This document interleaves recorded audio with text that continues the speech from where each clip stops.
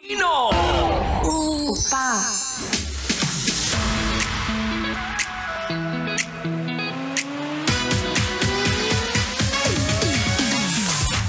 At nagbabalik na ang pinaka-green flag na radio DJ ng Love Radio Manila. Oo, tama. Itong naririnig nyo, ako yon. Oo, si DJ Kim Chino.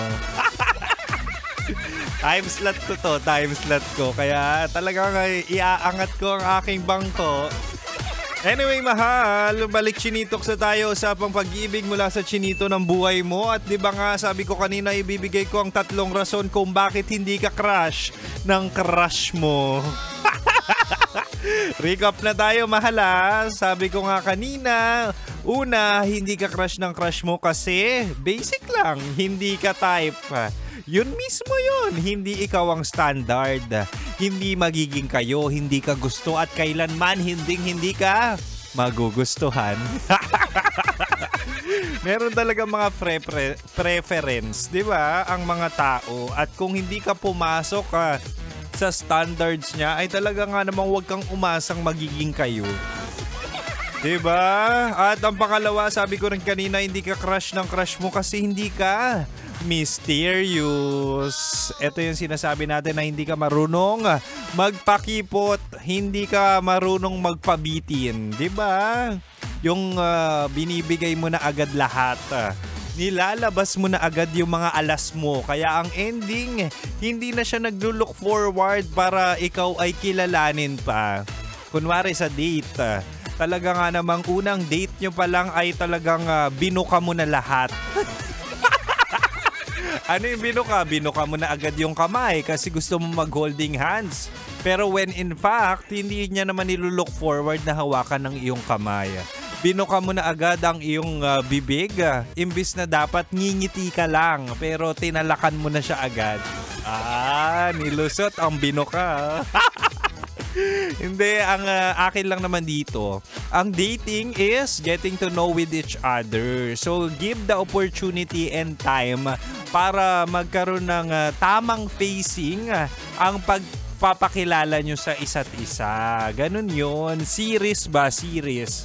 In order for you to have next date, 'di ba? Kung first date, binigay mo na lahat, ano i-look forward sa next date? Kaya ako personally, mahilig ako mambitin. Eto na mahal, pangatlo't panghuli. Hindi ka crush ng crush mo kasi ikaw ay friend zone material. Yung hanggang kaibigan ka lang. Friends lang kayo, di ba? Alam mo, positive naman yung friends yung friendship. Pero pag narinig mo yan na hanggang friends ka lang sa crush mo, talaga nga namang masakit. Di ba?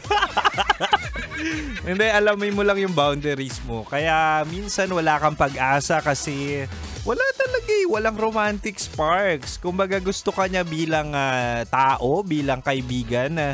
Pero yung pagkagigil ba? Gigil bilang jowa ay wala sa kanyang isipan.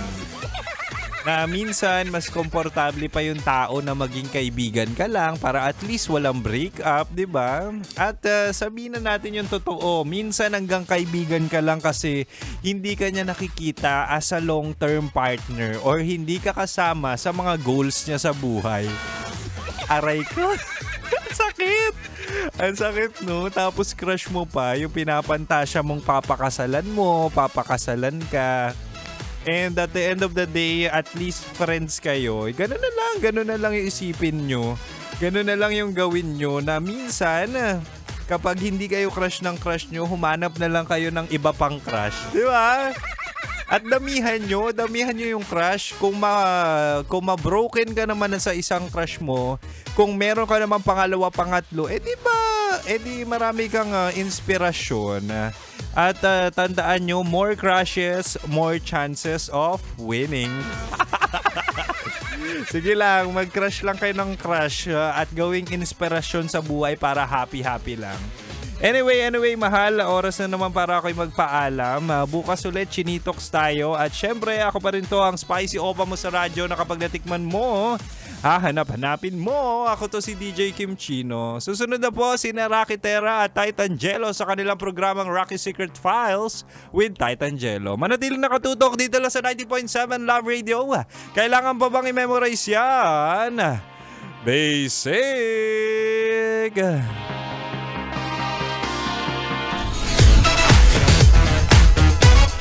Metro's #1